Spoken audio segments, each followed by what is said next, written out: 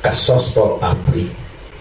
Sebelum menjadi menteri, saya terlibat aktif dalam upaya untuk mengatasi krisis 1998, dan kemudian saya mendapatkan mandat dari pimpinan ABRI untuk memimpin tim reformasi ABRI.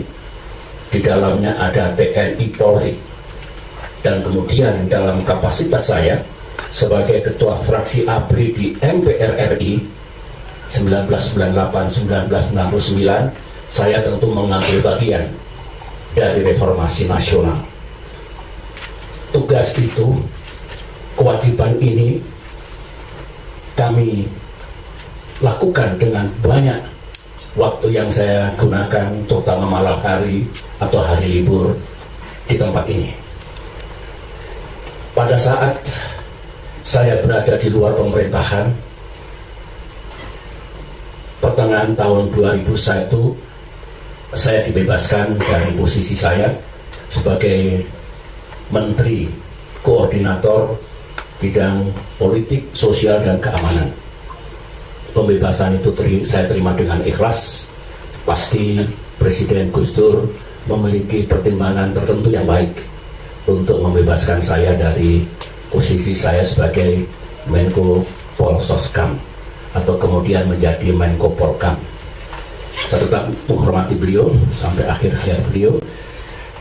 Nah, ketika saya tidak berada di pemerintahan, ada gagasan untuk mendirikan partai, mendirikan yang kemudian Partai Demokrat, partai yang kita cintai ini.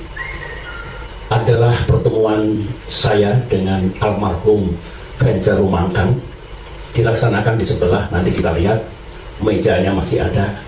Yang intinya, Bapak, mengapa kita tidak mendirikan partai politik? Karena kemarin Pak SBY kalah dalam pemilihan wakil presiden yang dipilih oleh MPR RI. Saya kalah, saya pernah kalah, dan kalah itu indah. Kalau kita dengan ikhlas menerima kekalahan itu, kemudian berjuang lagi dengan tekad yang bulat, ikhtiar yang cerdas, sambil memohon pertolongan Allah Subhanahu wa Ta'ala, Tuhan yang Maha Kuasa.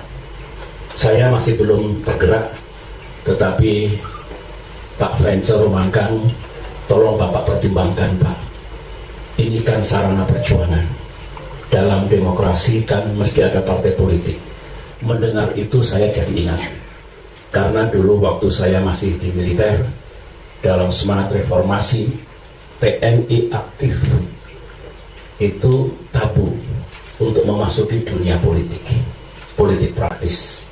Itu salah satu doktrin yang kita keluarkan dulu pada saat reformasi ABRI, yang saya menjadi tim reformasinya, ketua tim reformasinya, kami jalankan.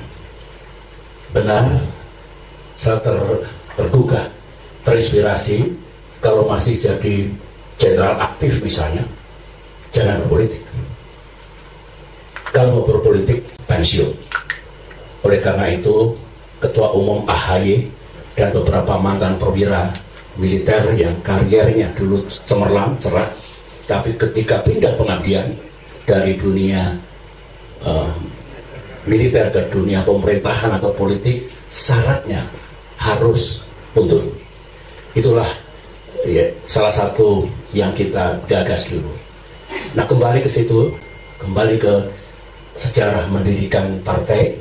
Akhirnya saya, oke, Pak Vencer, saya renungkan dulu, saya pertimbangkan dulu. Akhirnya satu hari kemudian saya duduk sama almarhumah Ibu Ani di tempat ini. Saya sampaikan ajakan untuk mendirikan partai. Ibu Ani orang yang juga berhati-hati, berpikir secara utuh sebelum menyampaikan pandangannya kepada saya. Ibu Ani kalau menyampaikan sesuatu pasti sudah dipikirkan dalam-dalam, bukan asal-asalan. Akhirnya, ya mungkin betul itu sarana untuk berjuang di dunia politik, tapi tolong kalau panggil saya Pepo hitung yang mendalam, dikalkulasikan dengan baik. Kalau sudah siap, kalau itu benar, saya akan mendukungnya. Itu kata-kata almarhumah. pertemuan berjalan dengan cepat, saya masih berada di luar pemerintahan. Jadi sah bagi saya untuk berpikir seperti itu, untuk memiliki sarana perjuangan yang sah dalam tatanan demokrasi. Singkat kata, akhirnya bismillah, saya setuju. Dan sejak itu kami hanya bertiga, kadang-kadang berdua saja dengan Ibu Ani, mulai memikirkan partai ini. Di meja sebelah itulah diskusi kami. Setelah saya pertimbangkan, partai kita nanti akan kita namakan Partai Demokrat. In this room, di ruangan ini, di meja sana, saya menggagas bendera partai yang paling baik seperti apa. I love peace. Saya mencintai perdamaian. Saya jenderal. Tetapi ketika saya bertugas di Bosnia, di Herzegovina, melihat porak-porandanya bekas negara Yugoslavia, korban percatuan, negaranya hancur, there is no peace.